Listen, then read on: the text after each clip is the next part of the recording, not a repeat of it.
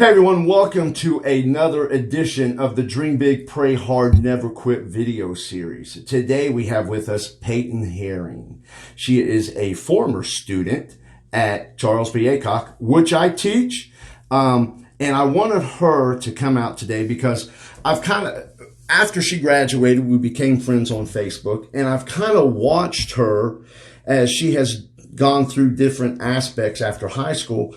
And I thought she would be a great interview of what life is like after high school and then trying to achieve your dreams. She's done some pretty remarkable things after high school, and I want her to tell us a little bit about it. So, Payton, how you doing today? Good, how are you? I'm wonderful. Again, thank you so much for being on the show. Of course. So, give us a quick synopsis. You graduated high school. You went to ECU to be a dentist. Right? Because that's what you always wanted to do. Right. Right? Mm-hmm. So kind of take us from there a little bit, and I'll chime in, and we'll just kind of go back and forth a little bit. Cool. So when I went off to East Carolina, like you said, I was going to be a dentist. When I started my freshman year, I went through my entire freshman year. That's what I wanted to do. Full force. I went to classes. I was making good grades. After my freshman year, that's when I started a summer class, and it was chemistry. I didn't really love chemistry, so that kind of, I guess, I don't want to say that kind of put me back, but it made me question, is this really what I want to do? So I started thinking about it. I actually dropped that class, moved back home for the summer, kind of thought things through, decided to go back because I had a house. My parents had worked really hard to get me a house going, so I felt I was kind of in the midst of everything. So I was like, I'm going to go back. I'm going to keep trying. So I went back for my sophomore year, the first semester. When I started that year, I was going to do nursing. Where that came from, I don't know, but it was. But nursing is a good profession. My wife is a nurse. It is a great profession. And my mom is a nurse practitioner, so That's I right. grew up with that. So I knew that I had a good background with that. So it's like, okay, well, if I don't really want to be a dentist, I don't want to go to school for 8 years, let's try nursing. Nursing obviously wasn't really what I wanted to do. It wasn't my passion. So I started thinking, I had been thinking this all along, but I make quick decisions, I guess. And so I was thinking it through in my brain, but I didn't really walk it through with my parents and let them know. So I kind of threw it all on them at one time and was like, I'm moving home. So, Do you think a lot of high school kids, when they get into college, kind of go through what you went through? Right, like get into transition from? Yeah, well, I'm talking about, they get into something, and then they're like, oh, this is not what I thought it was. I kind of want to do something else. Yeah. And I did that. I mean, many, many years ago, I went to ECU, and I was like, all right, I'm going to go to ECU. And I got there, and it was not what I wanted to do. Right. I just was not into school, and then I ended up going to Wayne for another year and a half. I think a thing that would have helped me with going off what you said is going to Wayne to begin with. A lot of kids are so dead set on going to a 4-year university to start out with, and that's awesome. And if you want to do that and that's your dream, go ahead. By all means, do that. But for me, it was I had just kind of said that's what I was going to do all my life, so that's just kind of what I felt like I had to do. It felt like a next step, where in reality, if I would have thought it through, taken a little bit longer to sit back and kind of think, okay, what do I truly want to do? Then I would have stayed back at Wayne. I would have saved a lot more money, and I would already be a lot farther in my dreams that I already am. So tough question here, because okay. I remember what I went through with my parents doing that. Right. How was that when you were like, hey, Mom, Dad, I don't think I want to do this anymore. Just FYI. And because I know as a parent, I'm sitting there going, now, wait a minute. I just spent this much money in school. I got you an apartment out there. What is it you want to do? Right. They were very frustrated, very actually. And I was kind of thinking when you talked to me about coming, I was like, am I going to tell them that they were mad at me, or am I going to not put them on blast like that? So I didn't. Sorry, guys. Please don't be mad at me. So anyways, they were very upset. My mom was kind of questioning me, like, why this decision? Why so quick? And I just kind of told her that that's what I wanted to do, and I hope for the best, and I just really hope that she would understand. I think now that they've really kind of grasped, they realize where I'm at now, I'm a lot happier. I'm going towards something that I really truly want to do, and I think that really makes a difference. So that's good, and that's always tough. I mean, when you come out of high school, And it's funny, I tell students all the time, I say, you walk across that stage, and when you walk down those steps, it's like parents are all of a sudden like, hey, welcome to adulthood. Right. And they start treating you different. Right. I mean, you wouldn't think that, but even in a parent's mind, it's like, okay, it's time to grow up. Mm-hmm. You've got responsibilities. We've got to ramp this adulthood thing up because you're getting ready to go out on your own. Right. And that's tough not only for the child, but it's tough for the parent as well. I remember doing that with my kids, and still doing it with Veronica. Mm-hmm. Sorry, Veronica, I love you very much. And you've graduated. I'm very proud of you. But that is a very tough transition, and she will tell you the same. It's a tough transition.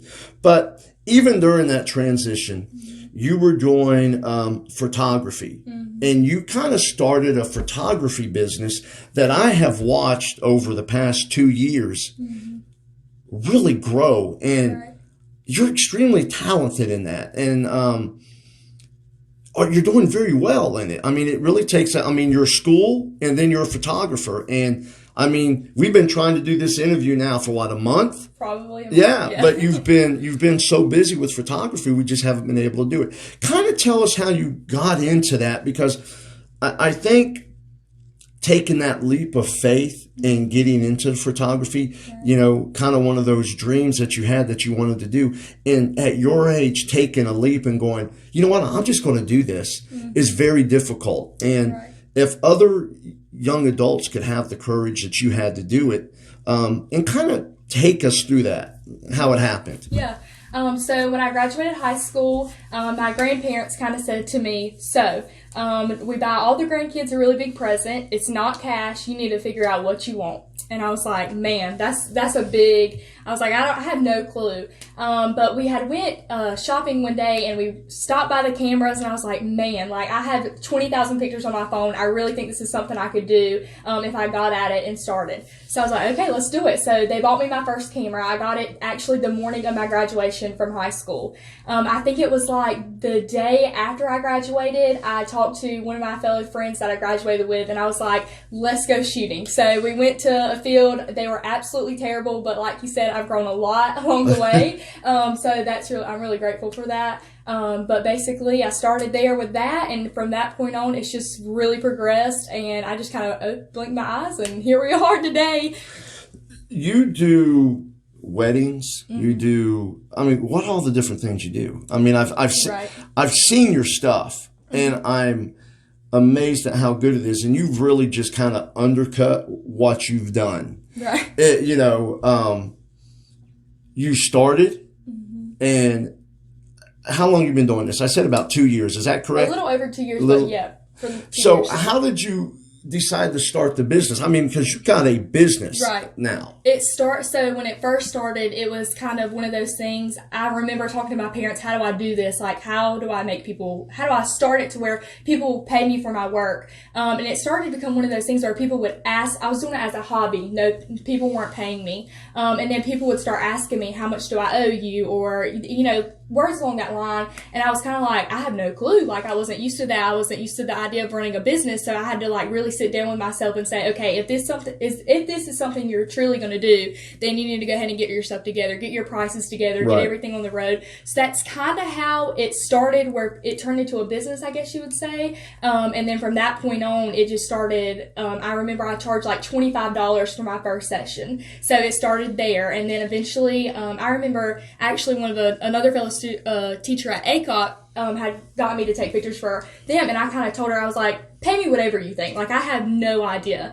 And when she paid me, I was like flabbergasted. I was like, what in the world? Like, I don't think that I didn't think I qualified for that, like, if that makes sense. Right. So that's when I truly knew, like, okay, this is something you can do. This is something you're very good at. You just really need to put your head to it and get going. So, did your parents help you out? I know they did dabble in business and this and that. Did they kind of help you out with pricing and kind of put you on the right path, or in a way? As far as like my grandparents got my first camera, as far as helping me with the pricing aspect, I would say that was kind of something that I dabbled with. Good. I kind of said, okay, like, and no one never really said anything was too expensive or didn't book because I was too expensive. So I took that as, okay, we can keep going up kind of thing. So that's just kind of how I did it. And now, how many sessions do you do a week now? A week, probably average 5. If I have a wedding, obviously that takes my whole entire Saturday up. And some days during the busy seasons, which is right now. So normally from like end of like September to like November, that's super busy, and then also the spring months. But during those weeks, I can do anywhere from 7 to 8 a week. So it's a lot, especially with school. So you're in school full time, mm-hmm. and you're a photographer full time. Right. Got your own business. Mm-hmm. You took that leap and said, I'm going to try to do this. Right. What would you have to say to people getting ready to graduate and say, okay, these are the things I've done, mm-hmm. and I've told you about them, but what would you say about, or advice you would give them after graduation? Right. If I was getting ready to graduate, I would hope that someone would tell me what I know now, and it would be more so to think about it more and don't follow the crowd. That was a big one for me because, they always say, don't follow the crowd, take the narrow path, and I was just like, but that doesn't seem right. I want to go to a 4-year university. I want to get this degree. But then when I really, truly thought about it, it was just one of those things where that's not really what I was meant to do. And it was kind of eye-opening to me because I didn't really think that I could ever live this dream, and now here I am. So I think it's pretty awesome that if you just kind of got to open the door. It's like one door leads to another kind of thing, and it just led me to where I am. And I'm hoping, like, if I was in that situation, that people would just tell me that you can do whatever you want, and you don't have to follow, no matter what your parents say, what your grandparents say, no matter what you've said since 3rd grade, you can always change it up. It doesn't matter. I had a question for you, and as soon as you said that, I totally lost the question I had for you. But I really think you're a good example of when someone graduates and kind of what the normal person goes through. Mm-hmm. I think in society and in the minds of people, those people are like, oh, they go to a 4-year school, they graduate, they get a job, they live happily ever after. And that's really not how it is.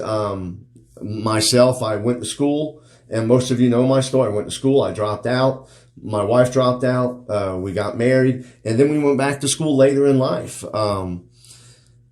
Life tends to change your perspective mm-hmm. Once you get out of high school. Right. And I think that's a good lesson. I did want to talk to you about the community college. Mm-hmm.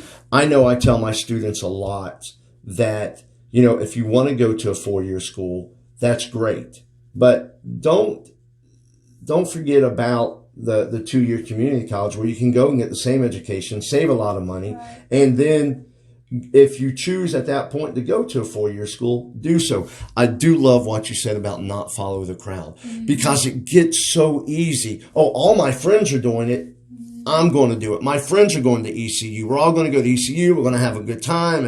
And you think of all that. But then when you get there, it's not what you thought it was. Exactly. And again, Alex Hayden and Christian Williams, they'll probably listen to this.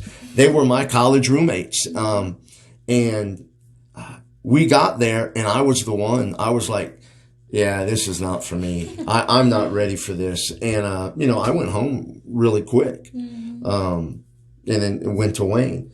But I really like that. Don't follow the crowd because I think so many of us get, and even as adults, we follow the crowd, right. And those adults that don't follow the crowd usually end up doing better. Right. I really appreciate you being here. Of course. I think you did an awesome job, and I think it will really speak to students that are in school now, and I think it will make some students that are going through what you're going through now feel a lot better. Right. That they're not alone, and that, oh, wow, she did this. She's actually telling us that she did this.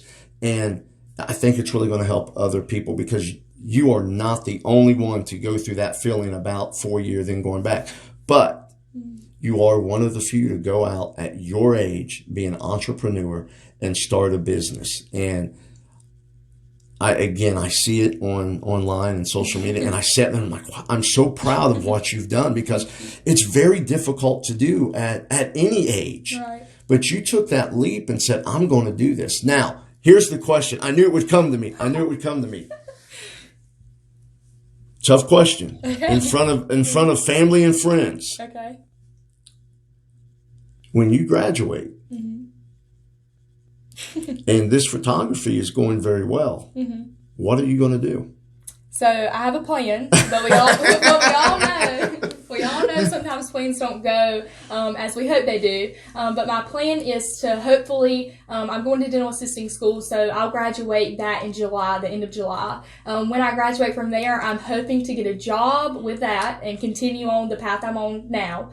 And then I'm hoping by the time I get married, have children, I'm hoping once I have children, I can completely stop dental assisting and just do full-time photography. That's the hope and that's the dream. So we'll see if that. Your parents know that? Yes. Okay. I don't want to surprise them. I have to edit this out. Not a disclaimer. No. Okay. Good. Yep. All right. Yep. They do know that. So.